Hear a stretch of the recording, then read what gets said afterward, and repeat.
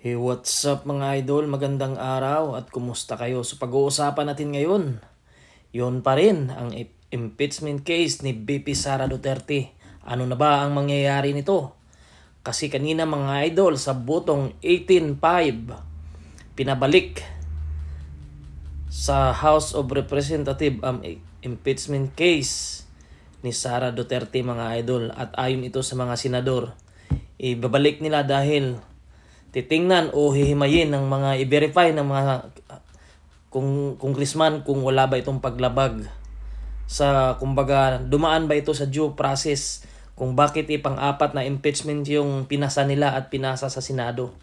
So mga idol, no, sa haba-haba ng panahon na paghihimay ng mga senador, doon din pala pupunta. Kumbaga, happy ngayon ang mga Duterte supporters mga idol at isa na tayo doon. Dahil nga, kung si Bato kanina talagang nagmosyon na i-dismiss na lang ang impeachment case. Kaso maraming humarang mga idol at isa na nga dito si Villanueva at muntik pang magkasuntukan si Robin Padilla at si Villanueva mga idol. So ngayon mga idol, ano ba ang mangyayari nito? Matutuloy pa ba yan? Yan ang abangan natin sa susunod na kabanata mga idol, kasi maraming nagsasabi na hindi na pwedeng ituloy dahil pasok na ito sa 1 year at marami namang nagsasabi na pwede pa yung ituloy.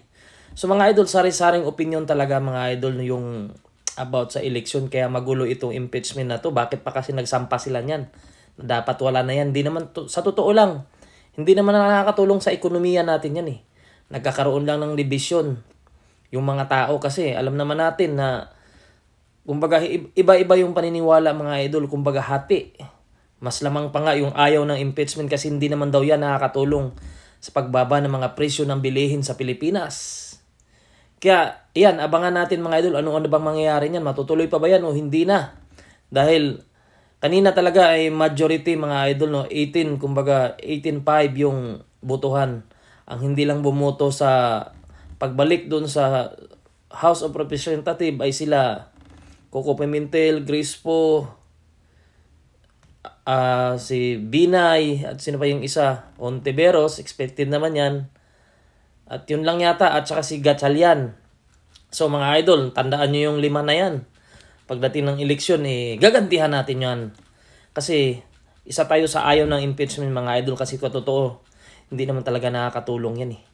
Kumbaga maraming iisipin yung bansa natin, maraming asikasuhin. Bakit pa yan ang inaasikaso ng mga congressman? Kasi alam naman natin yung leader ng mga kongreso na si House Speaker Martin Romualdez ay may pangarap na maging presidente. Dahil si Sara Duterte ang pinakamatinik o pinakamalakas ngayon na kandidato ngayong 2028. Pinipilit nilang itong siraan. Kumbaga kahit na hindi ito makonvict si Sara mga idol sa Senado, iniisip nila kahit papaano makabawas ito sa kanyang popularidad at talagang masiraan nila. Kumbaga masira ito sa mga taong bayan. Pero ngayon mga idol, tila hindi pumabor sa kanila yung kwento nito mga idol. So abangan natin yung susunod na kabanata at dapat mag-focus muna sila sa kabubuti ng lahat, hindi yung pansarili lang nila yung iniisip nila. Kaya sa mga against sa mga Duterte, umiyak muna kayo ngayon.